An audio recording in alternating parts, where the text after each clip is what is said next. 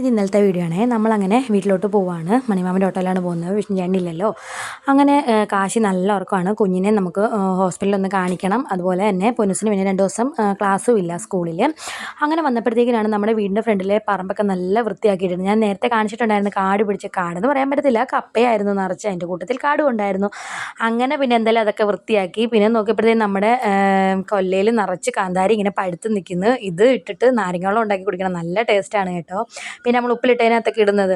പിന്നെ ജിത്തുവിൻ്റെ കൂടെ ഇരിക്കുന്നിടത്ത് നല്ല വെയിലായതുകൊണ്ട് അമ്മ അവനെ അഴിച്ച് പുറകിൽ കവുങ്ങയിൽ കെട്ടിയിട്ടേക്കുമായിരുന്നു. അവനാണെങ്കിൽ എന്ത് ചെയ്തു, അത് മൊത്തം കുഴിച്ച് അവിടെ കുളമാക്കിയിട്ട് നിൽക്കും. അപ്പം അമ്മ പറയാം, ഇതാണ് ഇവൻ്റെ പരിപാടി, ഇവന് ചുറ്റും കുഴിച്ചങ്ങ് ഇത് വൃത്തികേടാക്കുമെന്ന്. അങ്ങനെ നമ്മൾ വന്നെന്ന് പറഞ്ഞിട്ട് വാവ വന്നിട്ടുണ്ടായിരുന്നു. വാവ ഇവരെ കാണാനും വേണ്ടിയിട്ടാണ് ഓടി വന്നത്.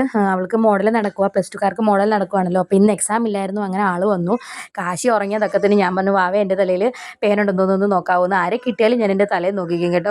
കാരണം പൊന്നൂസ് സ്കൂളിൽ പോയിട്ട് വരുന്നത് കൊണ്ട് അവളും ഉണ്ടെന്ന് എനിക്കും തരും.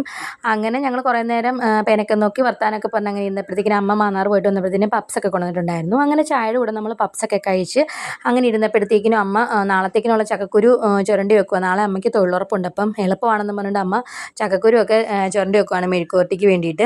അങ്ങനെ പിന്നെ വൈകുന്നേരം ആയപ്പോഴത്തേക്കിനും വാവ പോയി. 4 മണിക്ക് ബസ്സുണ്ടായിരുന്നു, അതിന് പോകാനായിട്ട് പോവാന്ന് പറഞ്ഞിട്ട് വാവ പോയി. അപ്പം ഞാൻ പറഞ്ഞു വീട്ടിൽ ചെന്നിട്ട് വിളിക്കണേ എന്നൊക്കെ പറഞ്ഞ് ആളങ്ങനെ പറഞ്ഞ് ടാറ്റ ബൈ ബൈ ഒക്കെ പറഞ്ഞ് പോയി.